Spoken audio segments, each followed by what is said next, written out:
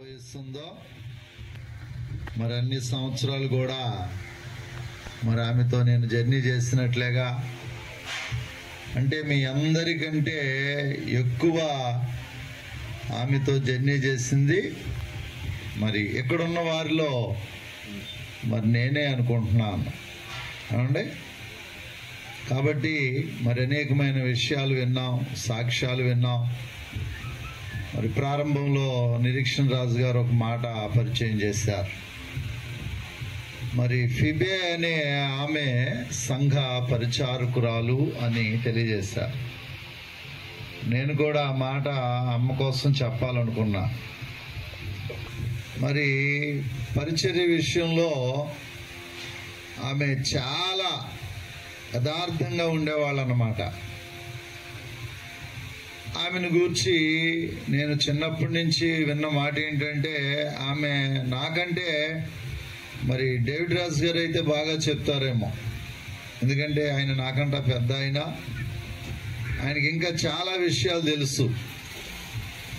మరి వారి కుటుంబంలో ఆమె ఎన్నో సంతానము కూడా నాకు క్లారిటీగా తెలియదు, ఎప్పుడు అడగలా, ప్రస్తావన రాలా. కానీ పెద్ద కుటుంబం, మా అమ్మగారి కుటుంబం చాలా పెద్ద కుటుంబం అని తెలుసు. 5గురో ఎంతమందో అన్నదమ్ములని మాత్రం తెలుసు నాకు. మరి ఆమెను ప్రజలు ఎలాగ వినియోగించుకునేవారంటే, సాధారణంగా ఎవరికైనా ఒక కుటుంబంలో జబ్బు చేస్తే పరిచర్య అన్న మాటను గూర్చి నేను చెప్పడానికి ఇష్టపడతా ఉన్నాను. లక్షలు ఖర్చు పెడతాం కానీ ఆ కుటుంబంలో ఉన్న వ్యక్తి కోసం హాస్పిటల్లో పడుకోవడానికి ఇష్టపడం. అవునంటారా కాదంటారా? నేను ఎంతమంది ఒప్పుకుంటారు ఈ మాట? మీ కుడి హస్తం చూపిస్తే ఇంకా సంతోషిస్తాను. అండ్ లక్షలు ఖర్చు పెడతాం అండ్ అవునా కదా? కానీ హాస్పిటల్లో పడుకోవడానికి వంతులేసుకుంటాం. ఈ రోజు నేను పడుకుంటా, రేపు నువ్వు పడుకో, పెద్ద కోళ్ళ పడుకోదా, ఆవిడ ఇంట్లోంచి బయటికి రాదు, చిన్న కోళ్ళ పడుకోదా, నేను ఒక్కడనే కొడుకునా, వంతులు వేసుకుంటాం. కానీ ఇక్కడున్న కమ్యూనిటీలో ఎవరికైనా సరే ఆసుపత్రిలో ఉంటే అమ్మగారు వెళ్ళి పడుకునేవారంట. నేను విశాఖపట్నం వచ్చాక 86వ సంవత్సరంలో మరి ఒక ఆయన్ని, ఒక సహోదరిని ఘోష హాస్పిటల్లో వేశారు. నాకు బాగా గుర్తు. మరి వాళ్ళ బంధువులు చాలా మంది ఉన్నారు. కానీ అమ్మగారు వెళ్ళి ఆ ఆసుపత్రిలో, ఆ ఘోష ఆసుపత్రిలో ఇంచుమించు వారం 10 రోజులు ఉన్నారు. వాళ్ళకు కృతజ్ఞత లేదనుకోండి, అది వేరే విషయం. అంటే పరిచారకురాలు అన్న మాట చెప్తా ఉన్నాను. మరి సంఘానికి ఎవరు వచ్చినా, నిరీక్షణ రాజు గారు చెప్పారు, సంఘానికి ఎవరు వచ్చినా భోజనం వండి పెట్టి పంపించేదన్నమాట. కాబట్టి మరి ఆమె గొప్ప పరిచర్య చేసింది అని చెప్పుకోవడానికి ఎలాంటి అభ్యంతరం లేదు. నేను చూసిన నా కళలో నాకు ఊహ వచ్చిన తర్వాత ఆమె ఎప్పుడు పట్టుచీర కట్టుకోలేదండి. ఆమె ఎప్పుడు పట్టుచీర కట్టుకోవాలా, చాలా సింపుల్గా ఉండేదన్నమాట. చాలా సింపుల్గా ఉండేది. మరి దాన్ని తగ్గింపు అంటారో మరి ఏమంటారో, దానికి ఏం పేరు పెడతారో మీరు నాకు తెలియదు, కానీ అంత సింపుల్గా అన్నమాట. అసలు చాలా ఇది. ఈ రోజున నలుగురు విశ్వాసులు ఉంటేనే వాళ్ళని పట్టుకోలేకపోతా ఉన్నాం. ఏమండి, వాళ్ళు వేసే డ్యాన్సులు, వాళ్ళు చేసేటువంటి వేషాలు, పిల్లలు మనం ఈ రోజున చూస్తూ ఉంటే మరి అంతమంది సంఘం ఉన్నప్పటికీ మరి ఎంతో మంది గెజిటెడ్ ఆఫీసర్స్ నేను ఆయన్ని చేయబట్టుకొని తీసుకుని వెళ్ళేవాడిని. నేను పరిచర్యకు రాకముందు పిల్లల పెద్ద పెద్ద ఆఫీసర్స్ అన్నమాట. నేను గొప్ప కోసం చెప్పట్లేదు, కానీ వారిలో ఉన్న ఒక తగ్గింపు స్వభావాన్ని గూర్చి నేను మాట్లాడాలి అని అనుకుంటా ఉన్నాను. గొప్ప గొప్ప గెజిటెడ్ ఆఫీసర్స్ వాళ్ళు కుర్చీ మీద కూర్చుంటే, అమ్మగారు నాన్నగారు కుర్చీ మీద కూర్చుంటే వాళ్ళు కింద కూర్చునేవాళ్ళు, కాళ్ళ దగ్గర కూర్చునేవాళ్ళు. ఒక రోజున నేను ఒక సందర్భాన్ని గ్రహిస్తూ ఉన్నాను. ఒక పెద్ద గృహంలోకి తీసుకెళ్లారు నాన్నగారు. తీసుకెళ్తే ఆ గృహంలో ఉన్న ఒక సిస్టర్ గారు ఆ నాన్నగారికి భోజనం పెట్టింది. సరే, నాన్నగారు భోజనం చేస్తా ఉన్నారు. భోజనం చేస్తా ఉన్నప్పుడు ఆమె వచ్చి, చాలా ఆశ్చర్యపడ్డా, విస్తుపోయా ఒకసారి. నేను అది తినే అన్నంలో ఒక ముద్ద పెట్టమని అడిగింది. నాన్నగారు, మీరు తినే అన్నంలో నాకు ఒక ముద్ద పెట్టండి అని అడిగింది. చాలా ఆశ్చర్యపడ్డా. నేను ఒక్కసారిగా విస్తుపోయా. అంటే దైవజనునికున్న ఆత్మీయమైన స్థితి అన్నమాట. కాబట్టి ఇలాగా వారు ఎంతో గొప్ప పరిచయం చేశారు. గొప్ప గొప్ప వారితో ద్వారకామ్మ గారు తెలియజేశారు ఒక మాట. ఒక రోజున బెంగళూరు నుంచి ఒక మిలిటరీ ఆయన వచ్చాడు. బెంగళూరు నుంచి వచ్చాడు ఆయన. బెంగళూరు నుంచి ఆయన ఎందుకు వచ్చాడో మరి మాకు తెలియదు, నాన్నగారికి కూడా తెలియదు. ఆయన ఎవరో పరిచయం లేదు. వచ్చి ప్రార్థన చెయ్యండి అంటే నాన్నగారు కళ్ళు మూసుకొని చెప్పేస్తా ఉన్నారు, మీరు ఫలానా బెంగళూరు నుంచి వచ్చారు, మీ అమ్మాయి కోసం వచ్చారు, మీ అమ్మాయికి వివాహం కావట్లేదని వచ్చారు, మీ అమ్మాయి ఫలాని కుడి కాలు మీద ఫలానా పుండు ఉంది, అందుకే మీ అమ్మాయికి నడక బాగోలేదు, చూసిన వాళ్ళకి మీ అమ్మాయి నడక నచ్చక ఎవరు సంబంధాలు రావట్లేదు, మీరెంత గొప్ప ఉన్నతమైన వారైనా అని చెప్తామంటే అసలు నేను అనుకుంటున్నాను లేనిపోని గొడవ వచ్చి పడేటట్టుంది, ఈయన ఏంటి ఇలా చెప్పేస్తున్నాడు. మరి నేను చూస్తా ఉన్నప్పుడు ఆయనకి 2 కళ్ళు అప్పటికే కనపడట్లేదు అన్నమాట. ద్వారకామ్మ గారి ద్వారా ఆయన బెంగళూరు నుంచి వచ్చారు. మా పాస్టర్ గారి దగ్గరికి రండి, ఆయన ప్రార్థన చేసి చెప్తారంటే ఎంత ఆశ్చర్యంగా ఉందండి మాట. ఎక్కడ బెంగళూరులో దేవుని సేవకులు లేరా, దైవజనులు లేరా, ఇలాంటి దర్శన వరాలు కలిగిన వారు లేరా? ఆయన వచ్చి చెబుతూ ఉంటే వెంటనే ఆయన ఫోన్ తీసి వెంటనే ఇంటికి ఫోన్ చేశాడు. వెంటనే ఇంటికి ఫోన్ చేసి వాళ్ళ పాపతో మాట్లాడుతూ ఉన్నాడు, అమ్మాయి నీ కుడికాల మీద ఏదో కురుపు ఉందంట కదా అని అంటే ఆమె నిజమే డాడీ అని సాక్ష్యం ఇచ్చింది. నేను విస్తుపోయాను. ఇలాంటి సందర్భాలు, అనేకమైన సందర్భాలు వారి సేవా పరిచర్యలో, వారి సేవా జీవితంలో నేను ఎరిగిన వాడనై ఉన్నాను. అందుకే ఈరోజు మీతో విస్తరించి మాట్లాడడానికి సమయం లేదు, కానీ పరిశుద్ధ గ్రంథంలో నుండి ఒకే ఒక మాట మీకు నేను జ్ఞాపకం చేయాలని ఆశపడతా ఉన్నాను. ఫిలిప్పీలకు రాసినటువంటి పత్రిక చదవబడినటువంటి పాఠ్య భాగంలో 3వ భాగాన్ని మీ కొరకు నేను చదివి వినిపించాను. అది చెప్పడానికి నేను చదవలేదు, కానీ ఎందుకో ఆ మాట చదివించాను. చదవబడినటువంటి ఆ లేఖన భాగాన్ని ఒక్కసారి మనం చూస్తే చూడండి, 19వ వచనం, ఫిలిప్పీలకు వ్రాసిన పత్రిక 1వ అధ్యాయము 19వ వచనం, మరియు నేను ఏ విషయములో సిగ్గుపడక ఎప్పటి వలనే ఇప్పుడును పూర్ణ ధైర్యముతో బోధించుట వలన నా బ్రతుకు మూలముగానైనను సరే, నా చావు మూలముగానైనను సరే. ఇక్కడ ఉన్న మనం అందరం కూడా చెప్పండి, ఎవరు అంట? బ్రతికి ఉన్న వారము. చెప్పండి, ఎవరు మనమంతా? ఏమండి, చాలా మందికి అనుమానం ఉందా? ఏమండి, మనం అందరం ఎవరని చెప్పండి? బ్రతికి ఉన్న వారము. ఈరోజు బ్రతికి ఉన్న మనతో పరిశుద్ధాత్ముడు మాట్లాడేటువంటి మాట ఏంటంటే, ప్రభునందు ప్రియమైన వారలారా, 1980వ సంవత్సరం నా 10వ ఏట అన్నమాట. దేవుని పిల్లరా, అమ్మగారు రక్షణలోనికి వచ్చిన కారణం తెలియజేస్తా ఉన్నాను.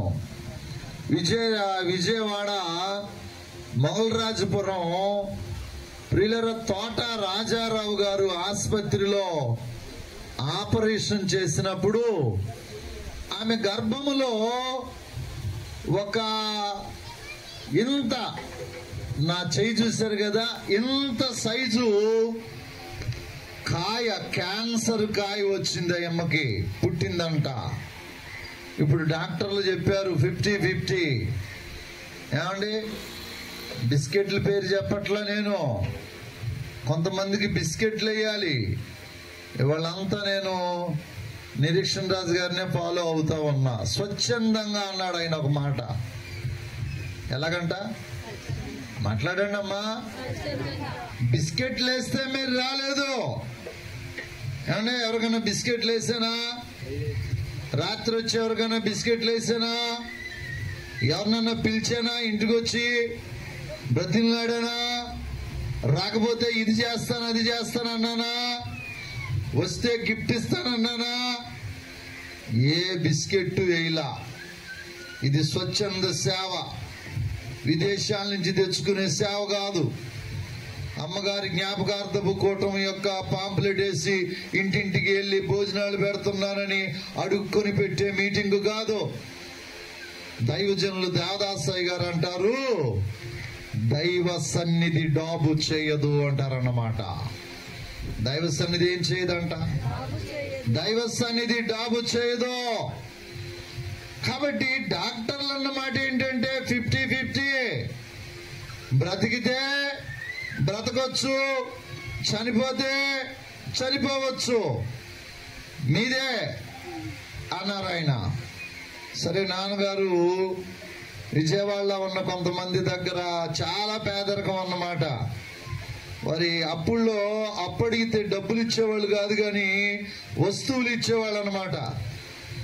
మరి కొంతమంది సహోదరులు ఇప్పుడు పూలమాల వేసిన ఆయన, వారందరూ కూడా ఎంతో కొంత సహాయం చేస్తే అమ్మకి విజయవాడలో మొగల్రాజపురం తోట రాజారావు గారి ఆసుపత్రిలో ఆపరేషన్ చేయించాం. ఆపరేషన్ చేయించినప్పుడు ఆమె గర్భములోంచి ఎంత కాయ తీశారండి. ఆ కాయ పగిలితే ఆమె చనిపోతుంది అని డాక్టర్లు చెప్పారు. ఆ విధంగా ఆమె ఆ రోజు ఆపరేషన్ చేయబడి బ్రతికి, నాన్నగారు 77-78 మధ్యలో ప్రభువుని అంగీకరిస్తే, యేసు ప్రభువుని నువ్వు అంగీకరించావు, కానీ ఆయనకు నాకు ఎలాంటి సంబంధం లేదు. దేవుడు నిన్ను బాగు చేశాడు అంటున్నావుగా, కుష్ఠరోగం తగ్గించాడు అంటున్నావుగా, కాబట్టి యేసు ప్రభువుని నువ్వు నమ్ముకో, నీ పూజ నువ్వు చేసుకో, నా పూజ నేను చేసుకుంటా, నీ గుడికి నువ్వు వెళ్ళు, నా గుడికి నేను వెళతా అని అమ్మ నాన్న యొక్క భక్తికి దూరంగా 2-3 సంవత్సరాలు బ్రతికింది. 80వ సంవత్సరంలో ప్రభునందు ప్రియమైన వారలారా, ఆమెకు ఆపరేషన్ అన్నప్పుడు ఆమె బ్రతుకుద్ది అన్న నమ్మకం లేక, మీకు తర్వాత గ్రూప్లో పెడతాను, ఒక ఫోటో తీసుకున్నాం అన్నమాట. అమ్మ, నాన్న, ఎల్కానా, అలాగే మా మేనత్త, రాకడమ్మ. ఇంక ఈమె చనిపోద్ది అన్న నిశ్చయతతో గుర్తుగా ఉండటానికి ఒక ఫోటో తీసుకున్నాం. దేవుడు ఆమెను బ్రతికించాడు, దేవుడు ఆమెను స్వస్థపరిచాడు. తరువాత డాక్టర్లు ఈమె చనిపోద్ది అని చెప్పిన మాటను కొట్టివేసి 44 సంవత్సరములు ఆయుష్నిచ్చారు. దేవునికి మహిమ కలుగును గాక. ప్రతి సందర్భంలో జ్ఞాపకం చేస్తాను. నేను 85వ సంవత్సరంలో 6 మాసాలు నేను బెడ్ మీద ఉన్నాను. నా ప్రక్క ఎడమ ప్రక్కలో నుంచి 3 సెలైన్ బాటిల్స్ నాచు నీరు తీసి, ఈ అబ్బాయి ఎంతో కాలము బ్రతకడు, పెళ్లికి పనిచేయడు అని డాక్టర్లు సర్టిఫికెట్ ఇస్తే దేవుడు నన్ను 86వ సంవత్సరం నుంచి నేటి వరకు సజీవంగా ఉంచారు. దేవునికి మహిమ కలుగును గాక. ఇది దేవుడు పట్టుకున్న కుటుంబం అన్నమాట. ఇది దేవుడు రక్షించుకున్నటువంటి కుటుంబం అని మీకు నేను తెలియజేస్తా ఉన్నాను. తల్లిగారు తర్వాత రక్షించబడి విజయవాడ పల్లెం భూషణమయ్య గారి సంఘములో మేరీ ప్రకాశమ్మగా పేరు మార్చబడి, ఆమె పేరేంటంటే వారి తల్లిదండ్రులు పెట్టిన పేరు బొందమ్మ. ఎవరన్నా పెట్టుకుంటారా ఈ పేరు? బొంద, శ్మశానం, దినము, అర్ధంతరం, దుర్మార్గం, పోయే కాలం అని పెట్టుకుంటారా? పెట్టుకోరుగా.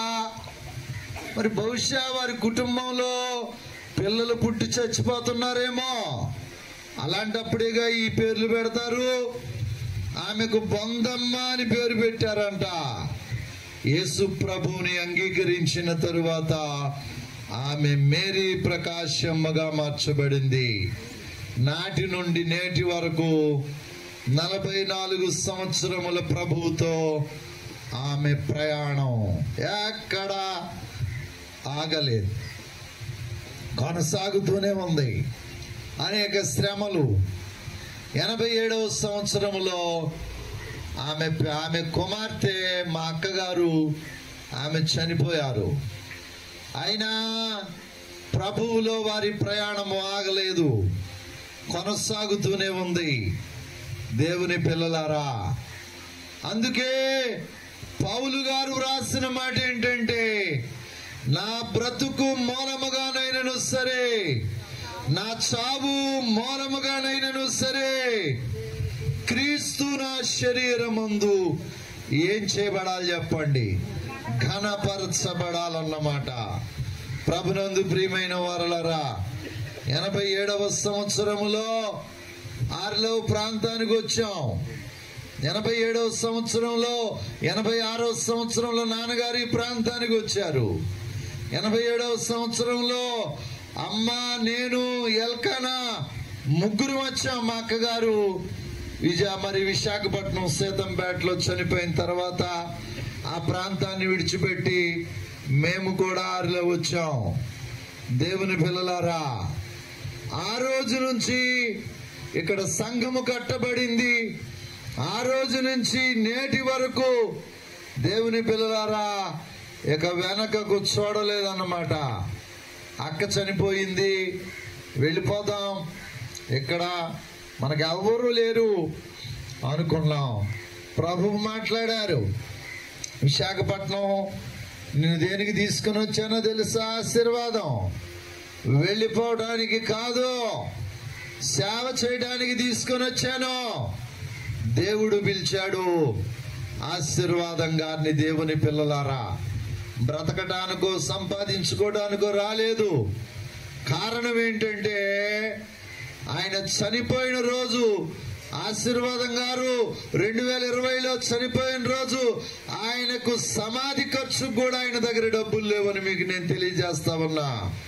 దాచుకోవడానికి రాలేదు ఆయన. దేవుని పిల్లలారా, 2024 అమ్మగారు ప్రభు చెంతకు వెళ్ళారు.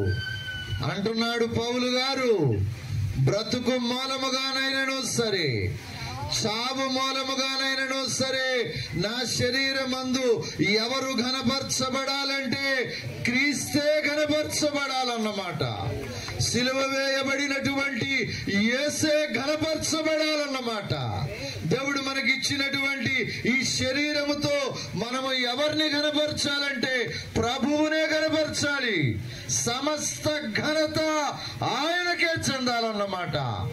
అందుకే వారి జీవితంలో ఎన్ని అనారోగ్యాలు వచ్చినా, ఎన్ని బలహీనతలు వచ్చినా దేవుని పిల్లలారా, వారి యొక్క సహవాసము ప్రభువుతో ఆగిపోలేదు అని మీకు నేను తెలియజేస్తా ఉన్నాను.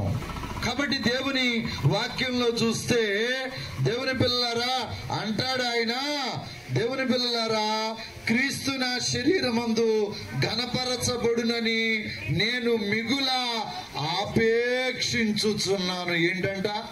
క్రీస్తు ఘనపరచబడాలి, మనం కాదు ఘనపరచబడేది.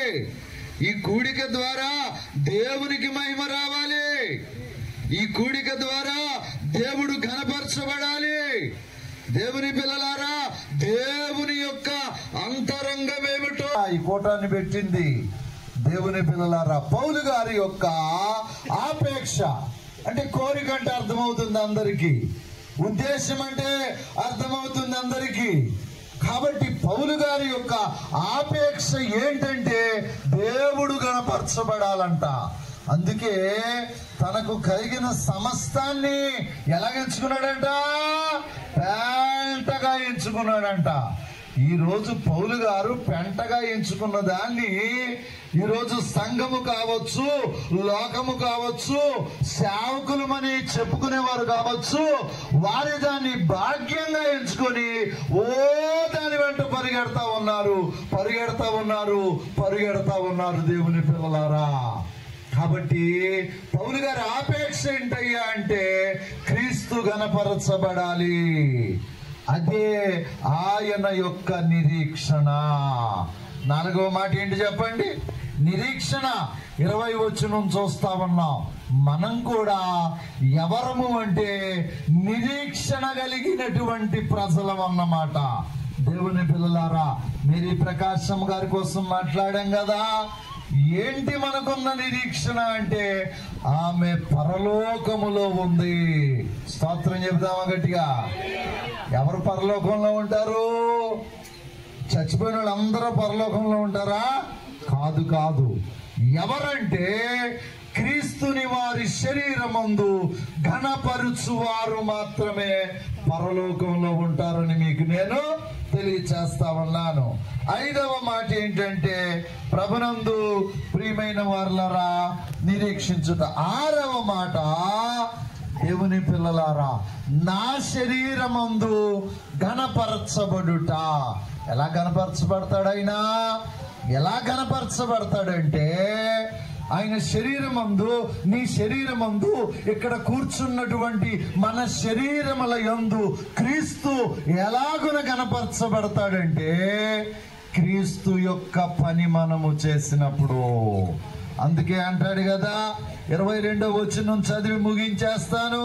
అయినను శరీరముతో నేను జీవించుటయే నాకున్న పనికి ఫలసాధనము. ఏం కావాలంట? పని చేయాలంటే ఏం కావాలంట?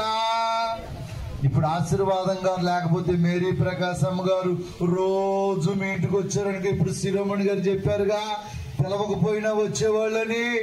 ఆయనకి నాకు తేడా చెప్తున్నాను వినండి. ఆయన పిలవకపోయినా వచ్చేవాడు, నేను పిలిస్తేనే వస్తాను. స్తోత్రం చెప్పండి గట్టిగా. ఆయన ఏం చేయకపోయినా వచ్చేవాడంట, నేను పిలిస్తేనే వస్తానన్నమాట. అది ఆయనకు నాకు ఉన్న తేడా. అందుకే అక్క మాట చెప్పింది. దేవుని పిల్లలారా, కాబట్టి ప్రభువు ఘనపరచబడాలంటే మనం ఏం చేయాలి? పని చేయాలన్నమాట. పని చేయాలి. పని చేయాలంటే ఏముండాలి? శరీరం ఉండాలి. ఇప్పుడు శరీరం లేకుండా మేరీ ప్రకాశం గారు ఇక్కడ నిలబడి ఈ మైకిల గాల్లో ఇలాగ ఉందనుకోండి, ఏమన్నా ఎలా ఉంటుంది? ఒకసారి ఊహించుకోండి. అర్థమైందా? ఇప్పుడు శరీరం లేకుండా మేరీ ప్రకాశం గారు మన మధ్యలో ఉండి ఈ మైకే కనపడుతుంది అన్నమాట. ఏం కనపడట్లా? శరీరం కనపడట్లా. ఎలాగుంటుంది? ఏమంటే సంతోషంగా ఉంటుందా? భయంగా ఉంటుందా? మాట్లాడలే వినయవతి. ఎలాగుంటది? ఏమంటే అందుచేత చెప్పండి, చచ్చిపోయిన వాళ్ళు మన కళ్ళలోకి వస్తే ఎంతో భయమో. ఇక్కడ కొట్లాట్లు కూడా జరిగినాయి, పంచాయతీలు కూడా జరిగినాయి. దేవుని పిల్లలారా, అందుచేత బ్రతికున్నోడు వస్తే ఆపగలం గాని చచ్చిపోయినోడు వస్తే ఎవడు ఆపగలడు? దేవుని పిల్లలారా, కాబట్టి పని చేయాలంటే ఏముండాలి? శరీరం ఉండాలి. ఒక మాట చెప్తాను ఈ కూడిక ద్వారా, మీకు శరీరం ఉన్నప్పుడే దేవుని పని చేయండి. స్తోత్రం చెప్పండి గట్టిగా. అందుచేత ఈ శరీరం ఉన్నంత వరకు, ఈ శరీరం ఉన్నప్పుడే మనం పని చేయాలి. ఆ పని ద్వారా ఈ శరీరమును బట్టి క్రీస్తు ఘనపరచబడాలి. ఒకవేళ శరీరంతో పనిచేసి పనిచేసి పనిచేసి దేవుని పిల్లలారా, ఈ శరీరము చీకిపోయేటంత వరకు పనిచేసి ఒకవేళ ఈ శరీరాన్ని విడిచిపెడితే, విడిచిపెట్టిన తరువాత చెప్పండి ఎక్కడ ఉంటామంట? క్రీస్తుతో కూడా ఉంటాము. దేవునికి మహిమ కలుగును గాక. ఇప్పుడు చెప్పండి, శరీరాన్ని విడిచిపెట్టిన మేరీ ప్రకాశం ఎక్కడుంది? ఎక్కడుంది? క్రీస్తుతో కూడా ఉంది. అది నాకు మరీ మేలు అంటున్నాడు. ప్రభునందు ప్రియమైనటువంటి వారలారా, ఇటువంటి మేలుకరమైనటువంటి కూటములో ఏకీభవించి స్వచ్ఛందంగా దేవుని పిల్లలారా ప్రభువుని ఆరాధించారే, ఇప్పుడు మీకు నిజమైన దీవెన వచ్చిందన్నమాట. బిస్కెట్లు ఇస్తే వెళ్ళే మీటింగులకి మీకు దీవెన రాదు. ఆడంబరాల కోసం వెళ్ళే మీటింగులకి మీకు దీవెన రాదు. దేవుని పిల్లలారా, ప్రభువు మీతో ఒక మాట మాట్లాడాలి. ఇక్కడ ఈ స్థలములో మీరు వెళ్ళినటువంటి కూటములో పరిశుద్ధాత్ముడు మీతో ఒక మాట మాట్లాడితేనే మీకు నాకు దీవెన అన్న సంగతి మీకు నేను తెలియచేస్తా ఉన్నాను. అందుకే అంటున్నాడు పౌలు గారు, బ్రతుకుట క్రీస్తు కొరకే, చావైతే ఎక్కడ చచ్చిపోతే ఎక్కడ ఉంటాం? చెప్పండి, ఎక్కడ ఉంటాం? పరలోకములో ఉంటాం అన్నమాట. ఇక్కడ చచ్చిపోతే మనకు మిగిలిన రెండవ భాగము, సెకండ్ సెక్షన్ పరలోకమే. అట్టి పరలోకం కొరకు నీవు నేను పనిచేయాలి. దేవుడు నీకు ఇచ్చిన శరీరంతో, దేవుడు నాకు ఇచ్చిన శరీరంతో ప్రభు కొరకు పనిచేయాలి. ప్రభువుని ఘనపరచాలి, ప్రభువును మహిమపరచాలి. ఆ మహిమ గల రాజ్యమునకు మనము వారసత్వం సంపాదించుకోవాలి. అందుకే మనం యేసు ప్రభువు నమ్ముకున్నాం. జబ్బులు పోవడానికో అప్పులు తీరడానికో కాదు. అది అందరికీ ఉన్నాయి లోకంలో దేవుని పిల్లలారా. కాబట్టి మేరీ ప్రకాశమ్మ గారు ఆమె శరీరంతో ప్రభువును కనపరిచారు, ప్రభువును మహిమపరిచారు. ఈ రోజున ఆమె పరలోక రాజ్యంలో ఉన్నారని నేను ఖచ్చితంగా నమ్ముతున్నాను. ఆమె జీవిత కాలంలో 44 సంవత్సరముల ఆమె సుదీర్ఘ ఆత్మీయ సహవాసములో ప్రభువుతో నడిచారు. ఎంతో మందికి భోజనం పెట్టారు. దేవుని పిల్లలారా, మరి ఇలాంటి గొప్ప పరిచర్య చేసి ఈ రోజున ప్రభు చెంతకు చేరిన తల్లిని బట్టి ప్రభువును మాత్రమే స్తుతిస్తూ సమస్త మహిమ సమస్త ఘనత ఆయనకే చెందులాగున ఈ కూటాన్ని దేవుడు ఏర్పాటు చేశాడు. మరి ఈ కూటానికి స్వచ్ఛందంగా ఎంతమంది రావటం మరి ఆ దేవుని పిల్లలారా హర్షణీయం. ఇందుని బట్టి ప్రభువును స్తుతిస్తూ కూడి వచ్చిన మీ అందరికీ నా వందన మరణాతులు తెలియజేస్తూ ఈయన మాటలు ముగిస్తూ ఉన్నాను. ముగింపు ప్రార్థన స్థానిక సంఘ